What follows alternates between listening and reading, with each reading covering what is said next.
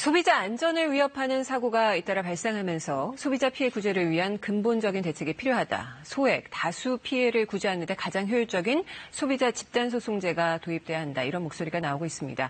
경실련 시민권익센터 운영위원장인 박경준 변호사 이 문제 알아보겠습니다. 안녕하십니까? 네. 가습기 살균제에 이어서 라돈 침대 또 BMW 화재 사건에 이르기까지 피해자 이런 소비자 피해가 끊이지 않고 있는데요. 현재 소비자들이 이런 피해를 보면 어떻게 보상을 받고 있나요? 보통 일반적으로 피해를 입게 되면 소비자들이 개인적으로 개인 소송을 해서 피해 사실도 입증을 해야 되고요. 피해액인 손해까지도 전부 입증을 해야 됩니다. 어떤 제품에 하자가 발생하게 되면 그 하자로 인해서 나에게 손해가 발생됐다는 인과관계까지 입증을 해야 되다 보니까 일반적인 손해의 입증 자체가 굉장히 어려움이 있습니다. 네, 피해를 본 소비자가 직접 피해를 입증해야 한다. 이게 보통 일은 아닐 것 같은데요. 네네. 그래서 일반적인 손해배상 제도의 규정상 원칙적으로 손해를 입었다고 주장하는 사람이 손해를 입증하게 돼 있습니다. 이번에 있었던 가습기 살균제의 경우 예를 들어보면 가습기 살균제를 사용했다는 영수증 구매 내역도 있어야 되고요. 네. 또 질병이 발생했다면 종전에는 그런 질병이 없었는데 이번에 그 가습기 살균제를 언제 얼만큼 사용함으로 해서 내가 질병이 발생됐다. 그리고 가습기 살균제의 어떤 성분이 나에게 그 질병을 유발시켰다. 여기까지 전부 입증을 해야 되거든요. 그러니까 피해를 좀 약하게 입었다라고 하는 분들은 사실 소송 제기를 한다는 거는 엄두도 못 내고 있는 것입니다. 그러니까 포기하기가 더 쉬울 것 같아요. 맞습니다. 사용에서부터 발생에 이르기까지 상당한 시간이 소요됐고 그거를 하나하나 영수증에서부터 네. 입증 이유까지 입증해야 되니까 피해를 봐도 이렇게 피해 입증이 어렵다 보니까 소송을 포기하게 되고요. 법이 기업에 상당히 유리한 쪽으로 마련된 게 아닌가 하는 생각이 드는데요. 예, 맞습니다. 이게 일반적인 1대1의 어떤 그 피해와 가해 정도라면 입증도 쉬운데 소액 다수의 집단적인 피해가 발생되는 경우에는 이게 소액이기 때문에 실질적으로 소송을 통해 가지고 구제받으려고 하는 그런 노력들을 안 하거든요. 그러다 보니까 이런 게 입증 제도라는 부분들을 어떤 방식으로든 하여튼 기업에게 전가를 시켜서 기업들이 자기네 제품이 잘못된 점이 없다라는 것들을 입증하도록 이렇게 조정을 해주고 그런 제도들을 만들어 나가야지만 실질적으로 소액 다수의 피해자들이 구제가 될 수 있습니다. 네, 집단소송법에 대한 필요성이 제기되고 있는데요. 사실 지금도 이렇게 큰 사건이 발생할 경우에는 소비자들이 공동으로 소송을 하고 있어요. 네. 그런데 이것과 소비자 집단소송제가 어떻게 다른지 모르겠습니다. 네. 이제 실질적으로 지금 현재 있는 법 체계하에서의 그 손해배상 청구 소송은 각 개인이 소송을 직접 수행을 해야 되고 직접 제기를 해야 됩니다. 네. 근데 이제 집단 소송에 같은 경우는 대표 당사자가 소송을 제기를 해놓으면 소송을 제기하지 않은 다른 당사자들, 피해를 입은 다른 소비자들도 그 소송의 효과를 그대로 영향을 받기 때문에 네. 피해 구제를 받을 수 있다는 것이고요. 네. 또 이제 아까 말씀드린 것처럼 이게 입증의 문제인데 결국은 지금 현재 법 체계에서의 입증은 굉장히 피해를 입은 당사자에게 모든 입증을 다 책임을 맡기기 때문에 그렇죠. 소비자들이 그 제품의 하자를 입증하는 게 굉장히 어렵습니다.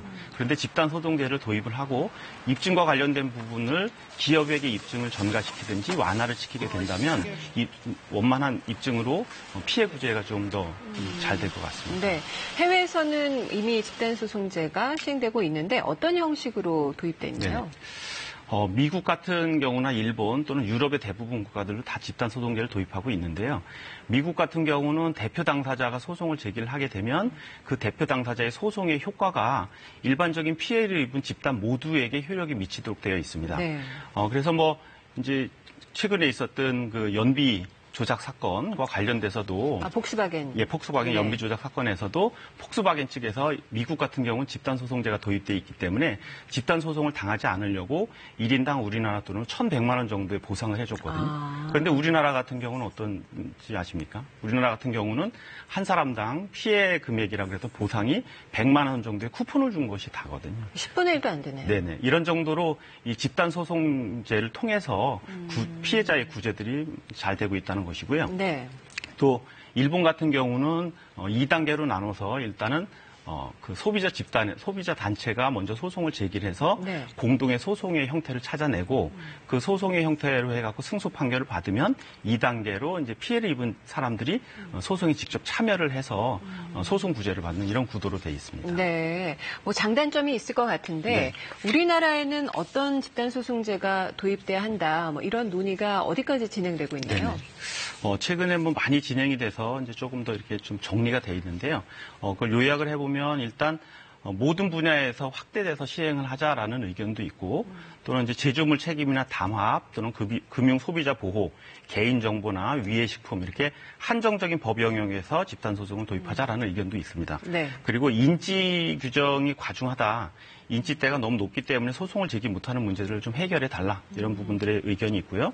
또 집단 소송을 했을 때 법원에서 소송 허가권을 하게 되는데 소송 허가권이 너무 엄격해서 완화된 형태로 도입을 하자 이런 문제들도 있습니다. 그리고 아까 말씀드린 것처럼 대표 당사자가 제기한 소송의 판결의 효력을 소송을 제기하지 않은 모든 피해를 입은 집단 소비자들에게 확대 적용을 시키자라는 것이고요.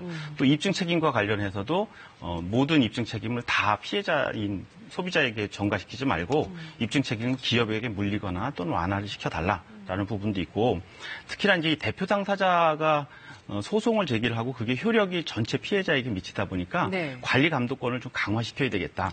대표 당사자가 혹시라도 기업하고 결탁을 해서 어떤 예. 다른 배임적인 행위를 하게 되면 소송을 제기하지 않은 소비자들도 피해를 입을 수 있으니까 그렇죠. 감독권을 좀 강화해달라 이런 정도의 의견들이 있습니다. 네. 네, 일각에서는 특히 기업 쪽에서 나오는 얘기인데요. 이렇게 집단소송제가 도입되면 소송이 남용된다. 그래서 기업 평판이 떨어진다. 그러면 기업 활동이 위축된다. 이런 우려에 대해서는 어떻게 보십니까? 네. 이게 이제 기업에서 생산한 제품의 하자나 또는 기업에서 관리하고 있는 개인정보가 유출이 돼서 어떤 개인들에게 피해가 발생을 하게 되면 이 피해는 구제가 되는 것이 당연한 것입니다. 그래서 이제 합의를 하거나 조정을 해서 피해가 회복되면 좋고 만약 그런 상태가 아니라면 당연히 소송으로 치달을 수밖에 없는 것이거든요. 그렇죠.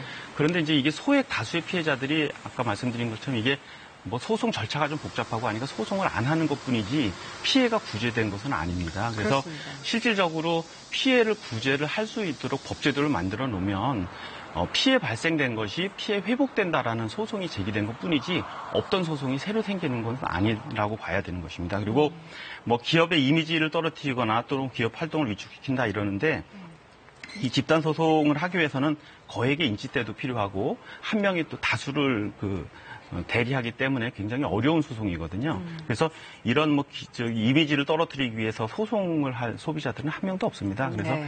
이런 것들은 이제 기업에서 논리를 세우는 논리비약이고 또 이런 기우에 불과한 것이지 네.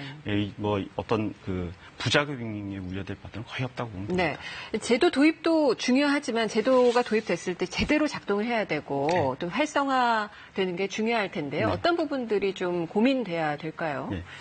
이게 이제 집단 소송이 제기되면은 한 기업의 모든 제품들이나 모든 문제들이 다 있는 것 같이 보이지만 실질적으로는 이제 그런 불신들이나 오해가 없도록 제도적으로 잘 정착되도록 하는 게 제일 중요합니다. 알겠습니다. 오늘 말씀 잘 들었습니다.